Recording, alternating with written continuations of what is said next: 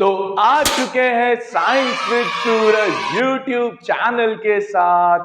और अब की बार हमने सोचा कि यार क्लास 9th वाले जो बच्चे हैं उनके लिए कुछ स्पेशल किया जाए। मैंने देखा यार हर जगह क्लास 10 वैलिड भी है यार, क्लास 10 बोर्ड्स क्लास है, बट यार हमारे नन्हे मुन्ने मासूम से रोने धोने वाले जो 9th क्लास के बच्चे हैं उनको थोड़ा सा और एक्सपांड दिया जाए। उनका जो साइंस को लेकर थोड़ा सा डर है उसके लिए थोड़ा सा और इलॉबरेटिव अप्रोच यूज कीजिए। मैंने सोचा क्यों ना एक काम किया जाए, साइंस वाले जो 9th के बच्चे हैं उनके लिए वन शॉट सीरीज चालू की जाए। और ये वन शॉट सीरीज का नाम होने वाला है आरंभ। इस आरंभ सीरीज के अंदर हम केमिस्ट्री, फिजिक्स, बायोलॉजी के हर एक चैप्टर को एक वन शॉट क्लास में कवर कर रहे होंगे, अलोंग विद दी आपके न्यूमेरिकल्स जो फिजिक्स में होते हैं, थोड़े बहुत क्वेश्चंस, थोड़ी बहुत एक्टिविटीज और जहां जहां लगा थोड़े बहुत एक्सपेरिमेंट्स। तो आरंभ बैच का फंडा यही है, आरंभ सीरीज का फंडा यही है कि अब तक हम पहुंचा रहे होंगे एक वन शॉट। तब तक आपकी एग्जाम है, उससे पहले हम सारे वन शॉट्स आप तक पहुंचा देंगे। तो मैं चाहता हूं कि आप मेरे चैनल को सब्सक्राइब कर दीजिए और एक बेल आइकन का जो आपको साइन दिख रहा होगा उसको प्रेस कर दीजिए, ताकि जब भी मैं कोई नई वीडियो डालूं तो आप तक उसकी नोटिफिकेशन पहुंच जाए। तो लेट्स गेट स्टार्टेड।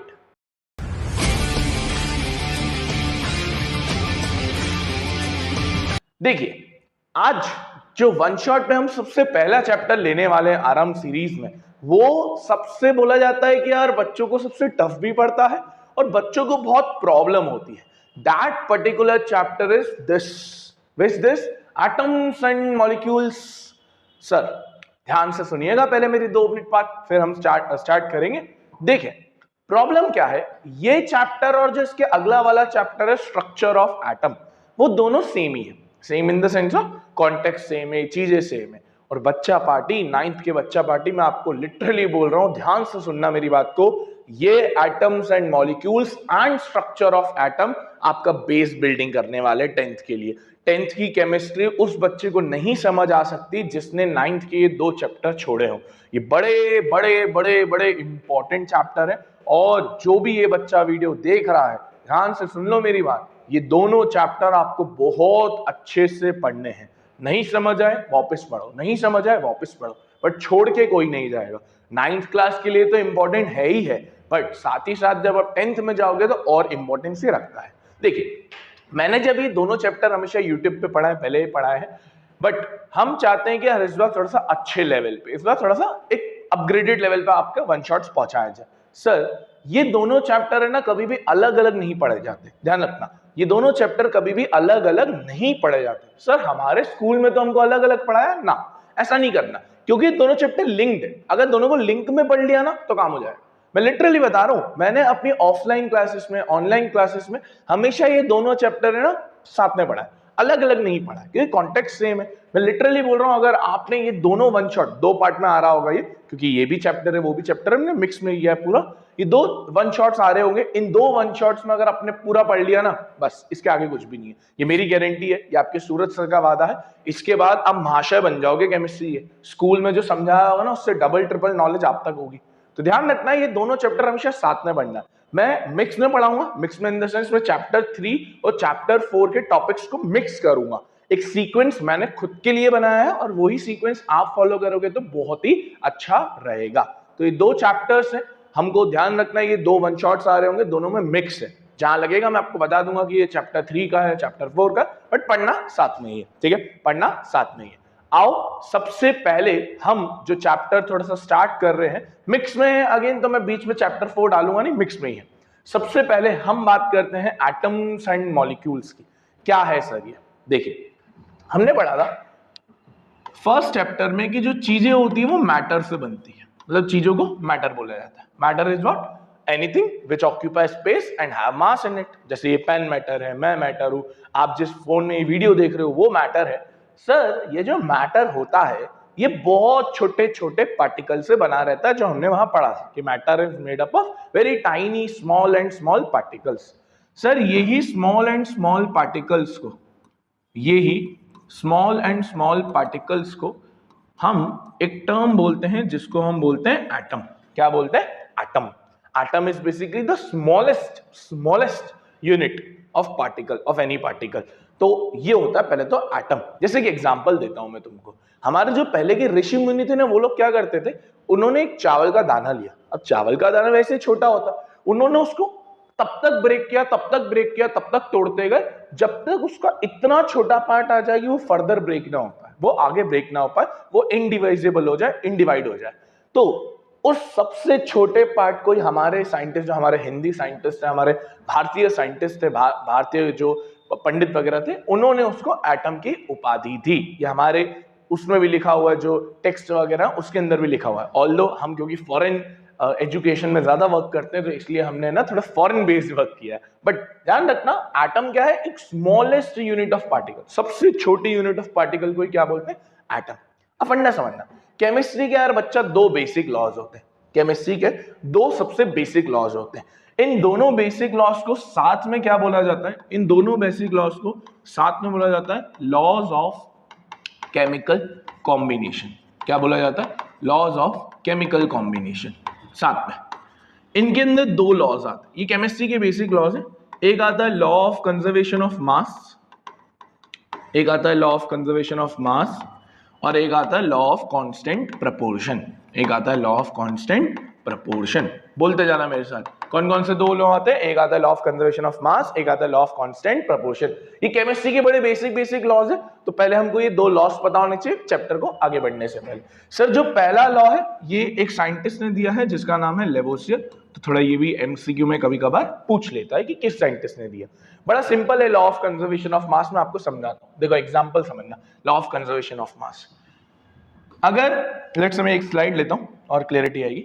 मान लो हाइड्रोजन की गैस है, दैट इज H2, हाइड्रोजन की गैस है, और ऑक्सीजन की गैस है, लेट्स से O2, है ना। इन दोनों को जब हम मिक्स करते हैं तो हमको मिलता है वाटर। क्या मिलता है? वाटर। दिस इज हाइड्रोजन का गैस, दिस इज हाइड्रोजन का गैस, दिस इज ऑक्सीजन का गैस, और क्या मिलता है हमको? वाटर मिलता है। क्या मिलता है? वाटर मिलता है। सर एग्जाम्पल के तौर पर अगर मैं आपको बोलूं मैंने हाइड्रोजन गैस 20 ग्राम ली, ऑक्सीजन गैस लेट से 30 ग्राम ली, और वाटर मेरा बना 50 ग्राम, ठीक। अब मुझे एक बात बताओ, लेफ्ट हैंड साइड पे टोटल मास कितना हो रहा है? सर 50 हो रहा है, 20 और 30, बढ़िया। राइट हैंड साइड पे टोटल मास कितना हो रहा है? 50। इसी को तो बोलते हैं law of conservation of mass, कि mass is neither created nor destroyed. Mass ना तो बनाया गया ना तो डिस्ट्रॉय किया, जस्ट फॉर्म चेंज हो गया। क्या चेंज हो गया? फॉर्म चेंज हो गया। कैसे? ये दोनों गैस है, बट वाटर क्या है? लिक्विड है। वो गैस है और वो लिक्विड है, तो फॉर्म चेंज हुआ कि नहीं हुआ? गैस से हमने लिक्विड बना दिया। इसी को तो बोलते हैं law of conservation of mass. Mass is neither created not destroyed, just it is changing it's form. अब सर एक चीज ध्यान देना, आपने इन जिन चीजों को मिक्स किया, जो H2 और O2 आपने जिन चीजों को मिक्स किया, इनको केमिस्ट्री में कुछ बोला जाता है। जिनको आप मिक्स करते हो केमिस्ट्री में, उनको बोला जाता है रिएक्टेंट्स। क्या बोला जाता है? रिएक्टेंट्स। क्या बोला जाता है? रिएक्टेंट। One reacts. जो मिलता है आपको, जो मिलता है आपको वो क्या कहलाता है? प्रोडक्ट। जो मिलता है आपको वो क्या कहलाता है? प्रोडक्ट। तो आप ये भी बोल सकते हो mass of reactants is always equal to mass of products. यही तो है पहला लॉ, सिंपल। देखो क्या कह रहा है, देखो क्या कह रहा है, ये कह रहा है it states that mass is neither created nor destroyed in a chemical reaction.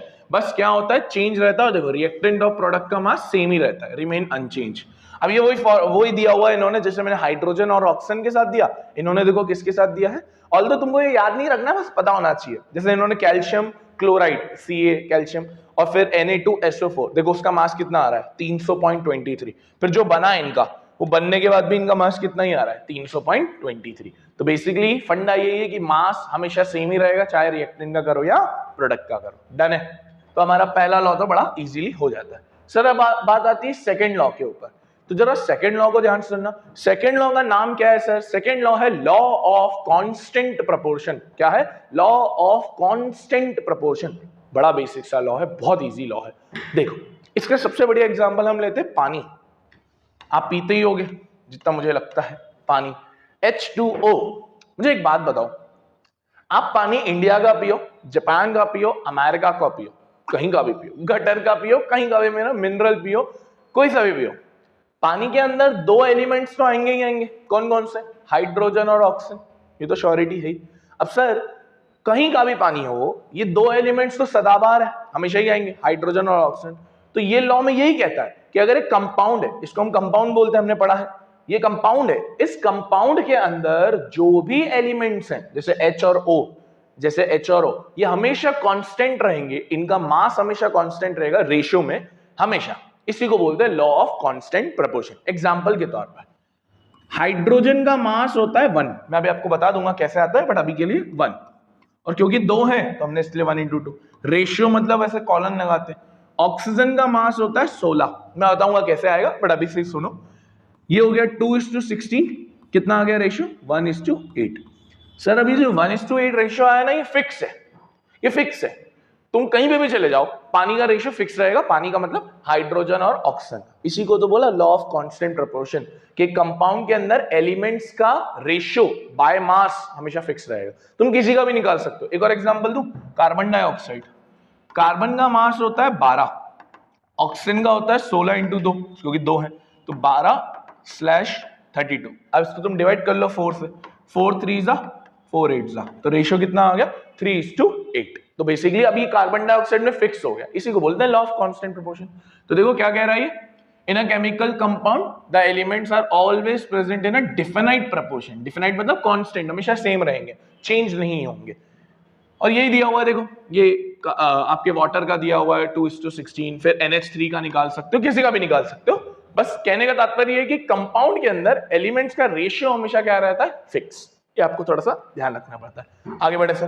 अब हुआ क्या, जब सर ये सारे लॉज हमने पढ़ लिए, 2 लॉज पढ़े, कांस्टेंट प्रोपोर्शन और कंजर्वेशन ऑफ मास, दोनों को साथ में क्या बोलते हैं? Law of chemical combination. अब सर एक साइंटिस्ट है, उन साइंटिस्ट ने सारे लॉज को बटोरा, अपनी थ्योरी दी, इनको बोलते हैं दल्टन्स atomic theory.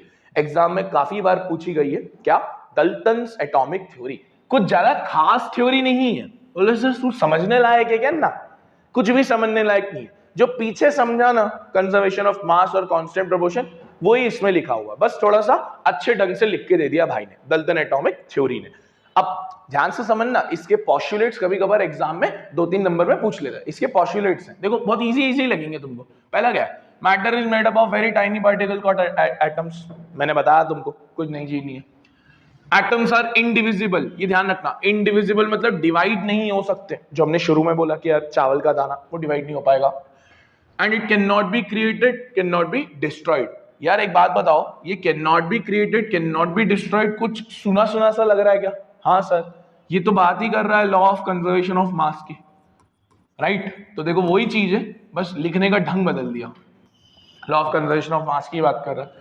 Atoms of given element are similar in mass and properties. मतलब अगर मैं H का एक एटम लूं, जैसे H, या H के में 2 एटम लूं, या H के में 3 एटम लूं, ऑल्दो 3 बहुत कम रहता है बट फिर भी, तो हमने 3 एटम लिए, तो तीनों की प्रॉपर्टीज सेम रहेगी, उसमें कोई फर्क आएगा नहीं, मास सेम रहेगा। Atoms of different elements have different mass and property. बहुत सिंपल सा पॉइंट है, तुम खुद बताओ, हाइड्रोजन की प्रॉपर्टी अलग होगी, ऑक्सीजन की प्रॉपर्टी अलग होगी, आयरन की प्रॉपर्टी अलग होगी, सबकी प्रॉपर्टी अलग अलग ही होगी ना। ये कहने की क्या बात थी दल्टन? क्या कर रहे हो दल्टन यार तुम?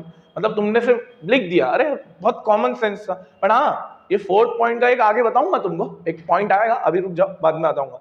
Atom combine in very small whole number. Small whole number मतलब ये 1 2 3 4 ऐसे, ऐसा नहीं कि भैया किसी ने लिख दिया कार्बन पाई वाई लगा दिया, पॉइंट में लिख रहा है 100 पॉइंट, ऐसा नहीं होता, नॉर्मल होल नंबर चलते हैं।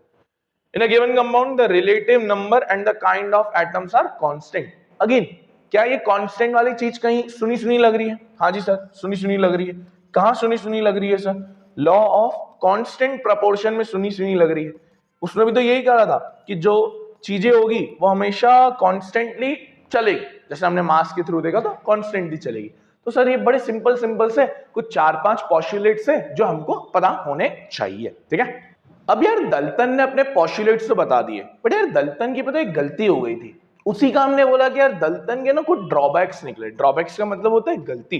ध्यान से सुनना क्या ड्रॉबैक था। सबसे पहला ड्रॉबैक, अब दो ड्रॉबैक है बट मैं अभी से पहला पढ़ा रहा हूं, वो बड़ा इंपॉर्टेंट है। इसने बोला था एटम्स आर इनडिविजिबल।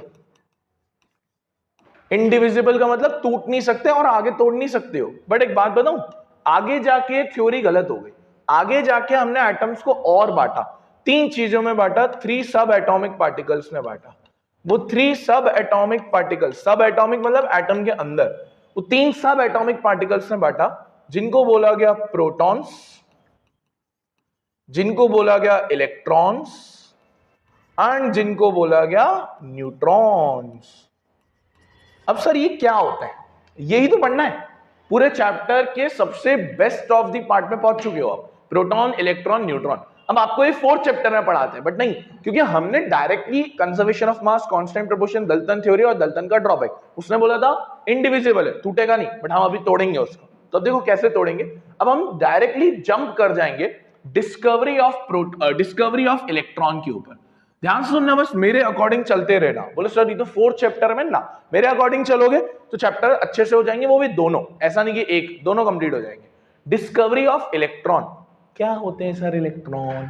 कुछ नहीं होते हैं, बड़ा बेसिक सा फंडा, मैं आपको बताता हूं क्या होता है, समझो ध्यान से। आपके ना एक साइंटिस्ट थे जिनका नाम था जे थॉमसन। क्या नाम था? J Thomson.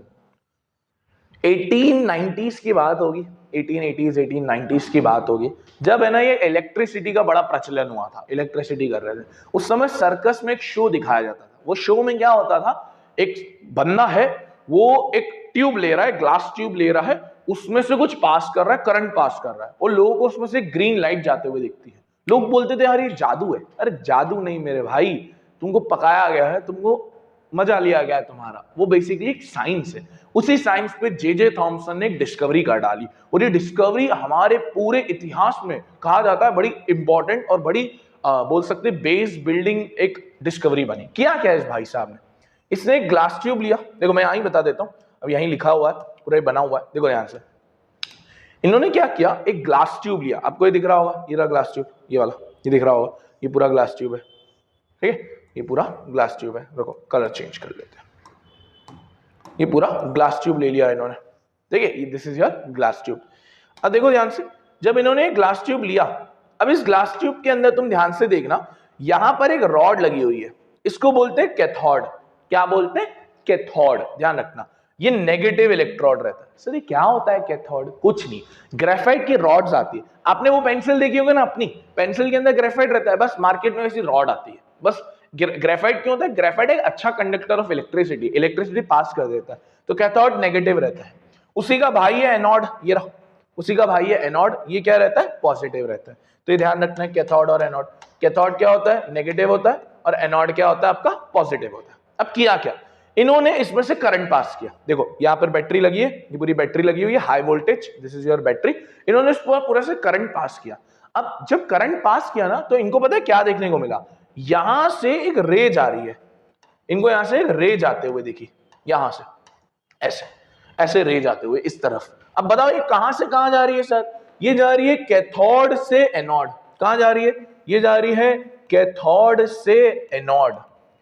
कैथोड क्या है सर? नेगेटिव। एनोड क्या है सर? पॉजिटिव। तो पहले तो इन रेस का कुछ नाम रखेंगे, क्योंकि ये कैथोड से जा रही है, तो इसलिए इस रेस का नाम क्या रखा गया? Cathode rays. क्या नाम रखा गया? Cathode rays. और साथ में इस एक्सपेरिमेंट का नाम भी यही रख दिया कि भाई ये कैथोड रे एक्सपेरिमेंट है, क्योंकि कैथोड से जा रही। अब कैथोड कौन सा है सर? नेगेटिव। तो जे थॉमसन भाई साहब ने बोला क्योंकि ये नेगेटिव है, तो यहां से कुछ पार्टिकल्स जा रहे हैं, कुछ पार्टिकल्स घूम के जा रहे हैं। इन पार्टिकल्स को ही बोला कि भाई ये नेगेटिव पार्टिकल्स हैं, इनके ऊपर जो चार्ज है ना, इनके ऊपर जो चार्ज लगा हुआ है वो नेगेटिव लगा हुआ है। इसलिए जे थॉमसन ने बोला कि भाई ये जो नेगेटिव पार्टिकल्स जा रहे हैं, ये जो नेगेटिव पार्टिकल्स जा रहे हैं, ये नेगेटिव पार्टिकल्स आज से क्या कहलाएंगे? इलेक्ट्रॉन। क्या कहलाएंगे? इलेक्ट्रॉन। इलेक्ट्रॉन क्या होता है दोस्तों? नेगेटिव पार्टिकल्स जो कैथोड से कहां घूम के गए? एनोड पे। इसी को बोला जे थॉमसन ने इलेक्ट्रॉन। क्योंकि इलेक्ट्रॉन नेगेटिव पार्टिकल्स हैं। तो ध्यान देना, हम इसको रिप्रेजेंट कैसे करेंगे, हम आज से इसको लिखेंगे E माइनस। क्या लिखेंगे? E माइनस, क्योंकि नेगेटिव है तो E माइनस। ये ध्यान रहेगा यार कि E माइनस है ये आपको ध्यान देना चाहिए कि सर ये क्या है आपका E माइनस। डन है, ये आपका E माइनस। तो इस तरीके से इलेक्ट्रॉन की डिस्कवरी हुई। क्या ये पहले हो पाई थी? नहीं। दल्टन भाई साहब ने तो बोल दिया था कि भाई नहीं, एटम डिवाइड नहीं हो सकता, बट देखो हमने डिवाइड करा, हमने उसमें और पाया कि भैया इलेक्ट्रॉन भी एक चीज होती है उसके अंदर। अब पता है सिमिलर तरीके से प्रोटॉन की डिस्कवरी हुई, डिट्टो सेम तरीके से आप बोल सकते हो प्रोटॉन की डिस्कवरी हुई। प्रोटॉन की डिस्कवरी करने वाले जो साइंटिस्ट थे उनका नाम था ई गोल्डस्टीन। क्या नाम था? ई गोल्डस्टीन। ध्यान रखेंगे क्या नाम था? ई गोल्डस्टीन। इलेक्ट्रॉन की डिस्कवरी करने वाले कौन थे? J Thomson. प्रोटॉन की कौन करने वाले थे? आपकी ई गोल्डस्टीन। इन्होंने भी सेम ही सेटअप लगाया, एक ग्लास ट्यूब लिया, एक ग्लास ट्यूब लिया आपका, एक ग्लास ट्यूब लिया, एक ग्लास ट्यूब लिया, अगेन दो रॉड्स कनेक्ट कर ली, एक जैसे एक रॉड यहां कनेक्ट कर ली, एक रॉड यहां कनेक्ट कर ली। इसको लेट से हमने बोला एनोड पॉजिटिव, इसको बोला लेट से कैथोड नेगेटिव। ठीक है, बैटरी से कनेक्ट करा इसको एक हाई बैटरी से कनेक्ट किया, करंट पास किया। अब गोल्डस्टीन साहब ने एक चीज और करी, यहां पर इन्होंने एक रिंग लगाई थी, अलग कलर से बनाता हूं। यहां पर क्या करी थी? एक रिंग लगाई थी ऐसी, जिसमें बहुत सारे छोटे छोटे पोर्स बने हुए थे। पोर्स मतलब छेद बने हुए थे ऐसे। इसको पोरस शील्ड भी बोलते हैं। क्या बोलते हैं? पोरस शील्ड भी बोलते हैं। अब जब इन्होंने करंट पास किया तो इन्होंने देखा कि भैया इस पर्टिकुलर यहां से एक रेज ऐसे छेदों में से यहां से जा रही है, यहां से जा रही है। ठीक है, यहां से जा रही है। अब ध्यान रखना, जब ये जा रही है तो ये कहां से कहां जा रही है सर? ये जा रही है एनोड से कैथोड। कहां से कहां जा रही है सर? एनोड से कैथोड जा रही है। और क्योंकि ये गुफा के थ्रू जा रही है, गुफा मतलब ये जो बीच के छेद है उसकी तरह जा रही है, तो गोल्डस्टीन साहब ने बोला इन रेस को हम केनाल रेस बोलेंगे। क्या बोलेंगे? Canal race. केनाल मतलब होता है गुफा, एक गुफा, केनाल रेस। इसलिए इस एक्सपेरिमेंट का नाम भी क्या रखा गया? Canal rays experiment. क्या नाम रखा गया? केनाल रेस एक्सपेरिमेंट, क्योंकि गुफा में से जा रहा है। अब जहां ये एनोड से कैथोड की तरफ जा रहा है तो गोल्डस्टीन ने बोला कि भाई एनोड होता है पॉजिटिव, कैथोड होता है नेगेटिव। अभी हमने पढ़ा तो इन्होंने बोला भाई ये कैसी रेज है? ये पॉजिटिव रेज है। कैसी रेज है? पॉजिटिव रेज है। तो जो पार्टिकल्स हैं वो पॉजिटिव हैं। इन्हीं पॉजिटिव पार्टिकल्स को हमारे गोल्डस्टीन दादा ने बोला कि यही पार्टिकल्स क्या कहलाएंगे? प्रोटॉन कहलाएंगे। क्या कहलाएंगे? प्रोटॉन कहलाएंगे। और प्रोटॉन को डिनोट किससे किया जाएगा? P plus. किससे डिनोट किया जाएगा? P प्लस, क्योंकि पॉजिटिव पार्टिकल्स हैं तो इसलिए P प्लस। डन है, डन है, बहुत बढ़िया। ऐसा सोचते हैं, ऐसा सोचते हैं। क्या किया? पहले हमने ई गोल्डस्टीन को बुलाया, लाइक भाई चल इलेक्ट्रॉन की डिस्कवरी हो गई, अब थोड़ा प्रोटॉन की डिस्कवरी पे आ जा। तो जब प्रोटॉन की डिस्कवरी करने को आए तो इन्होंने भी सेम सेटअप लगाया, एनोड लगाया, कैथोड लगाया, पास किया। इन्होंने बीच में एक शील्ड लग दी जिसमें छोटे छोटे छेद कर दिए, पोरस शील्ड बोलते हैं इसको, क्योंकि इनमें से कैनाल के थ्रू जा रही। तो इस एक्सपेरिमेंट का नाम क्या रखा गया? Canal race. ये रेस कहां से कहां जा रही थी? एनोड से कैथोड। कहां से कहां जा रही थी? एनोड से कैथोड। तो इन्होंने बोला पॉजिटिव पार्टिकल्स हैं, तो उन्हीं पॉजिटिव पार्टिकल्स को क्या बोल दिया? प्रोटॉन। अब समझो, समझो, दो पार्टिकल्स हमने डिस्कवर किए। कौन कौन से किया? एक इलेक्ट्रॉन किया, एक कौन सा किया सर? प्रोटॉन किया हमने। ये डिस्कवरीज बड़ी इंपॉर्टेंट थी, क्योंकि याद करो दल्टन ने बोला था कि एटम डिवाइड नहीं होता, बट हमने बोला कि देख भाई एटम डिवाइड भी होता है और उसके अंदर दो पार्टिकल्स और देखते हैं। कौन कौन से? Proton, electron. अच्छा, एक चीज और ध्यान रखनी है, क्योंकि यार प्रोटॉन और electron negative, proton positive charge है, इलेक्ट्रॉन नेगेटिव चार्ज है। आपने बचपन में पढ़ा होगा opposite charges attract each other, same charges repel each other. तो भैया एक एटम में जितने प्रोटॉन्स वाले चार्ज होते हैं, एक एटम में जितने प्रोटॉन वाले चार्ज होते हैं, पॉजिटिव चार्ज होते हैं, उतने ही क्या होते हैं? नेगेटिव चार्ज होते हैं। बड़ा बेसिक सा कॉमन सेंस है। तो मैं लिख भी देता हूं यहां पर आपके लिए कि जितने नंबर ऑफ प्रोटॉन्स होंगे, जितने नंबर ऑफ प्रोटॉन्स होंगे उतने ही नंबर ऑफ क्या होंगे? इलेक्ट्रॉन्स होंगे। उतने ही क्या होंगे? Number of electron. यानी P plus is always equals to E minus. अच्छा, अब मैं पूरे चैप्टर में ये P प्लस E माइनस लिखूंगा, क्या? ये ध्यान रखना थोड़ा सा, मैं अब पूरे चैप्टर में ये P प्लस और E माइनस लिखूंगा। डन है, डन है। बहुत शानदार, ये ऐसे होता है। तो हमने number of protons number of electrons को बराबर बता दिया। एक और चीज, दोनों का चार्ज सेम रहता है। अगर आपको याद रखना है तो आप कर सकते हो, 1.6 इंटू 10⁻6 रहता है कूलम, वो चार्ज रहता है, बाकी उसकी कोई दिक्कत है नहीं। दोनों के अंदर जो मास रहता है ना, वो सबसे मास ज्यादा रहता है प्रोटॉन्स का। इलेक्ट्रॉन का मास नेग्लिजिबल, नेग्लिजिबल बोले तो नाम मात्र, तो इलेक्ट्रॉन के मास को हम कंसीडर भी नहीं करते कि भाई उसका कितना वजन होगा ना। प्रोटॉन का मास इंपॉर्टेंट है, इलेक्ट्रॉन बहुत कम होता है, ठीक है। अब देखो थर्ड चीज की डिस्कवरी हुई। यार ये आप बोलोगे सर कितने डिस्कवरी पढ़ाओगे, अरे नहीं, ये तो ऐसी चीज है जिसको थोड़ा सा है ना ऑब्जर्वेशन किया गया, इसको डिस्कवर नहीं किया, ऑब्जर्व किया। पहले तो ये पता होना चाहिए कि भाई कौन थे वो महान इंसान जिन्होंने इसकी डिस्कवरी करी, वो थे जेम्स चैडविक। कौन थे? जेम्स चैडविक, नाम याद रखना भाई। इलेक्ट्रॉन की डिस्कवरी जे थॉमसन, प्रोटॉन की डिस्कवरी गोल्डस्टीन, न्यूट्रॉन की डिस्कवरी जेम्स चैडविक। अब सर जब ये डिस्कवरी हुई कैसे किया? और बहुत सिंपल था। इन्होंने बोला कि जैसे कार्बन है, सी होता है ना, इसका मास होता है 12। कितना मास होता है? 12 यूनिट्स बोल लो। अब जेम्स चैडविक ने देखा कि भाई कार्बन के पास है ना 6 प्रोटॉन्स हैं। कार्बन के पास कितने प्रोटॉन है? 6 प्रोटॉन है। डन है। अब सर कार्बन के पास तो 6 प्रोटॉन है, और अभी हम पीछे पढ़ के आए कि हम इलेक्ट्रॉन का मास लेते नहीं है, काम का होता नहीं है, क्योंकि नेग्लिजिबल होता है, नाम मात्र होता है। तो जेम्स चैडविक ने बोला यार ये कैसे फंडा है, उसका मास 12 है, प्रोटॉन 6 ही है, तो बाकी 6 क्या है? बाकी 6 तो कुछ है ही नहीं, इलेक्ट्रॉन हो नहीं सकता, नेग्लिजिबल चार्ज है। तो जेम्स चैडविक ने बोला कि सर जो बाकी 6 बचा है ना, वो इलेक्ट्रॉन तो है ही नहीं, तो एक और चीज है जिसको बोला न्यूट्रॉन्स। जिसको क्या बोला? न्यूट्रॉन्स, वो है। तो जेम्स चैडविक ने ऑब्जर्व किया, एक्सपेरिमेंट नहीं किया, ऑब्जर्व किया कि भाई 12 मास होता है, 6 प्रोटॉन्स है, तो 6 क्या है? न्यूट्रॉन्स, इलेक्ट्रॉन हो नहीं सकते। तो जेम्स चैडविक ने न्यूट्रॉन को बोला कि भाई इसका कोई चार्ज नहीं होगा, इसका कोई चार्ज नहीं होगा, नो चार्ज। जीरो चार्ज भी बोल सकते हो, नो चार्ज भी बोलेंगे, ये न्यूट्रल रहेगा। न्यूट्रल मतलब जैसे तुम्हारी क्रश रहती है ना, तुमको भाव भी नहीं दे रही है, हिंट भी नहीं दे रही है, बस उसी को बोलते हैं न्यूट्रल। तो न्यूट्रॉन नो चार्ज रहेगा। सर इसको कैसे डिनोट करेंगे? एन से। उसको कैसे डिनोट करेंगे? एन से डिनोट करेंगे, ये ध्यान रखना है। इसको कैसे डिनोट करेंगे? एन से डिनोट करेंगे। डन है। तो neutron was more over based on observation and it was not based on the क्या बोलते हैं, एक्सपेरिमेंट वगैरह, ठीक है। डन है। अब सर जब हमने ये तीनों की चीजें सीख ली, प्रोटॉन, इलेक्ट्रॉन, न्यूट्रॉन, अब एक छोटा सा क्वेश्चन आता है, बहुत छोटा सा क्वेश्चन आता है, एमसीक्यू का ही है।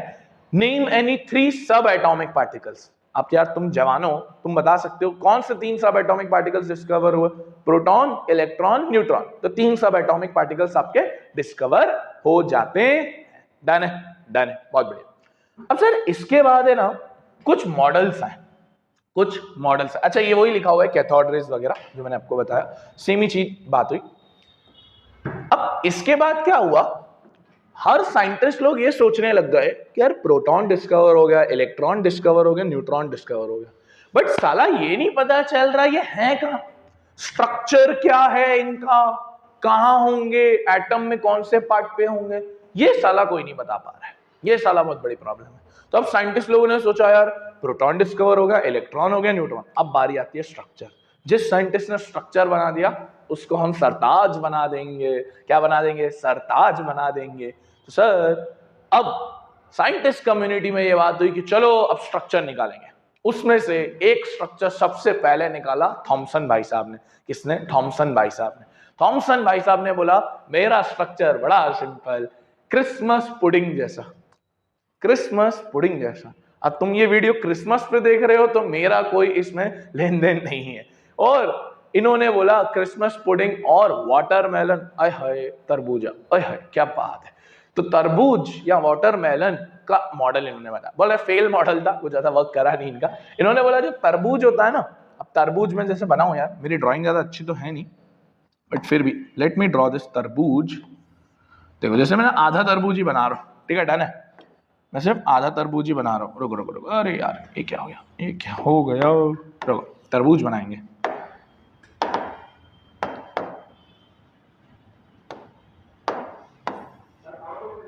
देखो अरे हमारा ये हमारा तरबूज, अब बोलना मत सर इसमें कुछ है तो नहीं, ये मेरा तरबूज है, लो।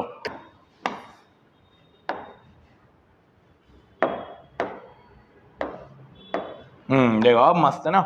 जैसे ये तरबूज है तो ये लाल लाल रहते हैं, बीच में तुमने देखे होंगे सीड्स होते हैं, बीच में सीड्स होते हैं। तो थॉमसन भाई साहब ने बोला ये जो लाल लाल है ना ये पॉजिटिव है। थॉमसन भाई साहब ने बोला ये जो लाल लाल है ये प्रोटॉन्स है, और ये जो काले काले दिख रहे हैं ना इनको क्या बोल दिया, इलेक्ट्रॉन्स है। ऑल्दो इनके मॉडल को ज्यादा एक्सेप्टेंस मिली नहीं जैसे तुमको उसकी नहीं मिलती है, बट फिर भी प्रोटॉन्स और इलेक्ट्रॉन इन्होंने बताया, ज्यादा फेल मॉडल था। मेन मॉडल ये नहीं है, बट पता होना चाहिए, कभी कभार पूछ लेता है। मेन मॉडल तो अब आएगा ना दोस्तों, ये इस पूरे चैप्टर का सबसे मेन मॉडल है, पूरे चैप्टर का सबसे मेन मॉडल है। मॉडल का नाम है रदरफोर्ड मॉडल। क्या नाम है? Rutherford model. भैया खाना छोड़ देना, ये मत छोड़ना, बड़ा इंपॉर्टेंट मॉडल है, बड़ा इंपॉर्टेंट, थोड़ा ध्यान से सुनना। रदरफोर्ड, देखो रदरफोर्ड देखो। रदरफोर्ड एक बार घर में बैठा हुआ था, रदरफोर्ड एक बार घर में बैठा हुआ था, उसको अपने मम्मी के ड्रॉज में गोल्ड की फॉइल मिली। ओए क्या बात, फॉइल समझ रहे हो, पतली सी लेयर, एकदम पतली। सर कौन रखता है गोल्ड फॉइल? अरे रखते होंगे साइंटिस्ट लोग हैं, अपना क्या दिमाग। गोल्ड फॉइल, बोला चलो आज कुछ तूफानी करेंगे। गोल्ड फॉइल ली, कुछ कुछ तो जुगाड़ लगाया, उसमें से पास कर डाली एक रेस। क्या कर डाली? रेस पास कर डाली। और भाई डिस्कवर कर दिया एटम का स्ट्रक्चर कैसा बनेगा। आओ जरा इस रदरफोर्ड के मॉडल को समझे, ध्यान देना। क्या मॉडल किया भाई ने, बड़ा अच्छा मॉडल किया। इसने लिए गोल्ड फॉइल, पतली सी गोल्ड फॉइल, बहुत पतली, काफी पतली गोल्ड फॉइल ली थी, और उसमें से पास करे अल्फा पार्टिकल्स। क्या पास करें? Alpha particles. सर ये कौन से पार्टिकल्स होते हैं? ये बड़े हाई वोल्टेज के पार्टिकल्स होते हैं। मोर ओवरली इनमें कोई गैस भरी जाती है। हमारे रदरफोर्ड ने हीलियम गैस पास करी थी, जिसको हम लिखते हैं He2+। ये 2+ क्या है सर? प्लस मतलब प्रोटॉन, मतलब पॉजिटिव चार्जेस आ रहे हैं बेसिकली उसके ऊपर। तो हीलियम की इसने गैस पास करी। आप अगर ध्यान से देख पाओ, ये जैसे गोल्ड फॉइल है, फिर आप देखो ये अल्फा पार्टिकल का इमिटर, ये ए जो लिखा है ये अल्फा को डिनोट करते हैं, ऐसा डिनोट करते हैं ए को। तो ये पार्ट कर रहा है, देखो ऐसे जा रहा है, ऐसे जा रहा है, ऐसे जा रहा है, ठीक है। ये गोल्ड फॉइल रखी है बीच में पतली, उससे पास कर रहा है। अब भाई ने देखा क्या? ध्यान से देखना। भाई ने जब ये पास किया तो इसको कुछ चीजें देखने को मिली, ध्यान से देखना। क्या देखने को मिला? इसको देखने को मिला कि जब हमने रेस पास करी, ये जैसे गोल्ड फॉइल के कुछ एटम्स होंगे, कुछ रेस आप देखो सीधी जा रही है बिना कुछ, खाली जगह में। जैसे फर्स्ट वाली को देखो खाली चलेगी, फर्स्ट वाली को देखो खाली चलेगी, फिर देखो इसको भी, ये भी खाली चलेगी, ये भी खाली की चलेगी। इस वाली को देखो ये अलग ही चल रही भाई, ये बोल रही नहीं मैं ऐसा नहीं चलूंगी। देखो ये बीच में न्यूक्लियस है, ये रे गई, ये देखो गई, ये इधर मुड़ गई। अरे ये क्या है भाई? बाकी सब सीधी जा रही, तुमको कहा और या इधर चले गए। फिर देखो, फिर ये सीधी गई, फिर ये कॉर्नर वाली देखो सेकंड वाली, ये भी नॉर्मली चली गई, कोई दिक्कत नहीं हुई। फिर देखो ये वाली मिडिल वाली वापस गई, सीधे नहीं गई, इधर मुड़ गई। ये क्या हो रहा है सर? ये क्या हो रहा है? अरे कुछ नहीं, बड़ी इंपॉर्टेंट चीज हो रही है। जब रदरफोर्ड ने ये देखा कि यार ये क्या हो रहा, तो रदरफोर्ड ने बोला कि जब हम कुछ रेस को पास करते हैं, कुछ एकदम सीधी चले जा रही है। जैसे अगर एक एटम है, बीच में न्यूक्लियस है, कुछ ऐसी सीधी चले जा रही है, कुछ यहां से कॉर्नर से भी सीधी जा रही है, कुछ ऐसे चले जा रही है। तो रदरफोर्ड ने जब ये देखा ना, रदरफोर्ड के दिमाग में बत्ती जली। क्या बत्ती जली? यार मैंने रेस पास कौन सी करी थी? हीलियम की, जो कौन सी थी? पॉजिटिव। हीलियम की पास करी थी। अब मुझे एक चीज बताओ, ध्यान से बताना, बहुत ध्यान से बताना। पहले ये मिडिल वाली को देखो, ये आई, ये इधर चली गई। क्या ये इससे अट्रैक्ट हुई या रिपेल हो गई? रिपेल मतलब दूर भाग गई ना। हाँ सर, दूर कब भागता है? दूर तब भागता है जब सेम चार्ज हो। अभी बोला ना मैंने, अपोजिट अट्रैक्ट सेम रिपेल। तो हीलियम 2+, तो पक्का न्यूक्लियस में कौन बैठे होंगे? पॉजिटिव कौन होते हैं? प्रोटॉन्स होते हैं सर। कौन होते हैं? प्रोटॉन्स। तो रदरफोर्ड की बत्ती चली, अरे बीच में तो कौन है? प्रोटॉन्स हैं। अब रदरफोर्ड ने देखा ये वाली रे, ये तो सीधी चले गई, खाली चले गई। यहाँ पे भी देखिए, तो खाली जा रही है, तो मतलब बीच में कुछ भी नहीं। सीधी सी बात है ना, बीच में कुछ भी नहीं है। तो इसने बोला कि भाई एटम के अंदर है ना बहुत सारी क्या होती है? एम्प्टी स्पेस होती है। बहुत सारी क्या होती है? एम्प्टी स्पेस होती है, खाली जगह होती है। अच्छा, फिर इसने देखा कि यार ये कुछ रेज है ना एकदम सीधी चली गई विदाउट एनी कुछ, बट हाँ यहाँ पर तो बॉर्डर है जो लेयर है, तो उसने बोला यार ये लेयर पे अट्रैक्ट हुई है ना, मुड़ी तो नहीं, सीधे सीधे चले गए, अट्रैक्ट हो गए, तो पक्का पक्का ये पॉजिटिव है, तो पॉजिटिव अटैक किससे होगा? नेगेटिव से। तो यहां पर बाउंड्री पे कौन बैठे होंगे? Negative particles. कौन होते हैं? कौन होते हैं? कौन होते हैं? इलेक्ट्रॉन्स होते हैं सर। तो रदरफोर्ड ने जब ये एक्सपेरिमेंट किया ना, तो रदरफोर्ड 3-4 कंक्लूजन पे पहुंचा। क्या कंक्लूजन पे पहुंचा? पहला कि एटम के अंदर बहुत एम्प्टी स्पेस होती है, बहुत शानदार। दूसरा, न्यूक्लियस के अंदर कौन प्रेजेंट होगा? प्रोटॉन्स, बहुत बढ़िया। तीसरा, इलेक्ट्रॉन ऑर्बिट में, ऑर्बिट मतलब ये आउटर बाउंड्री पे घूम रहा है, आउटर बाउंड्री पे चक्कर मार रही है।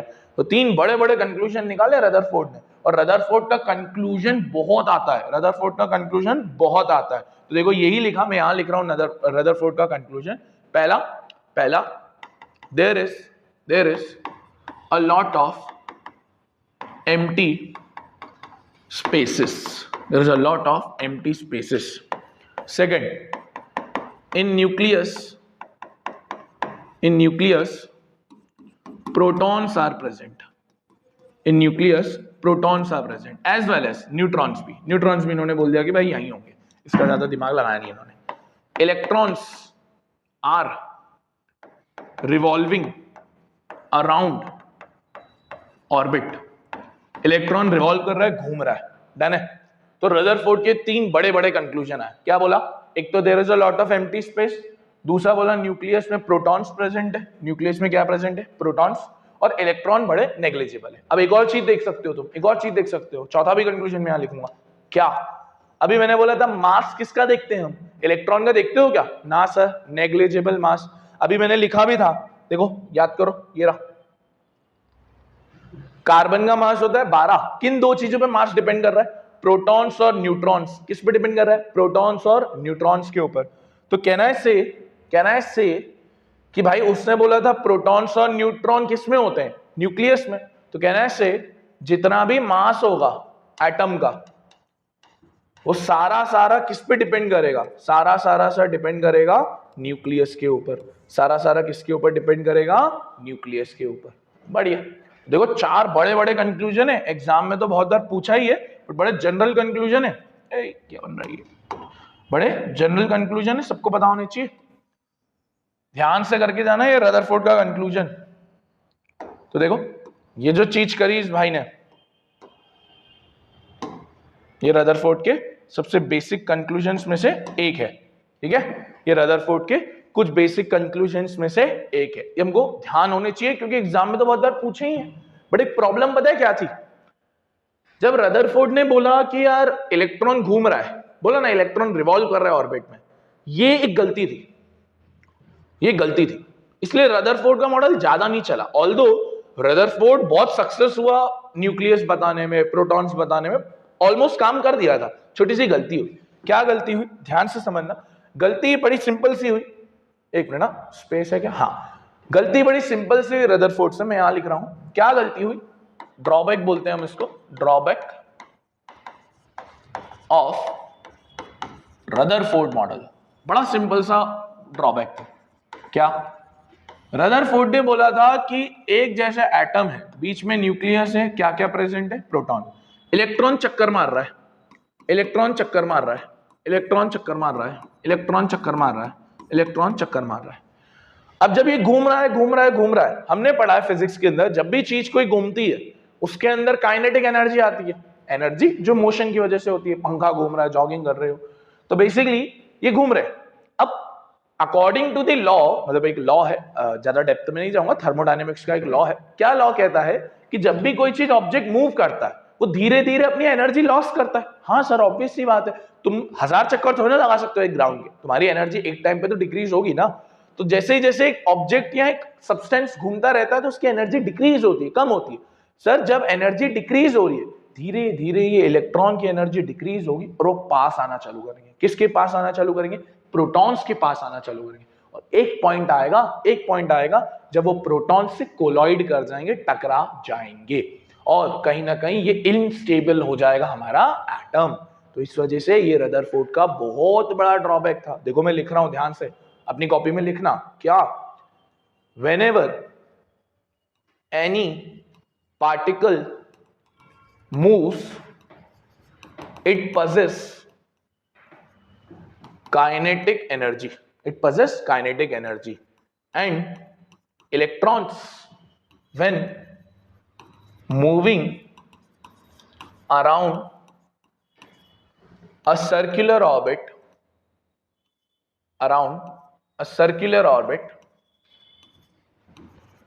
will loses energy lose करेंगे यार, will lose energy, and thus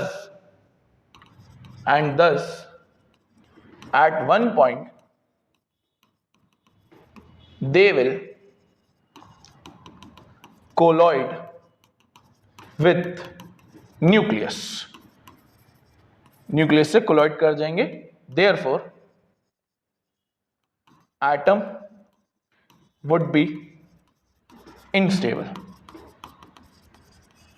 done है, मेरी राइटिंग में मत जाना, कॉन्सेप्ट पे जाना, ठीक है।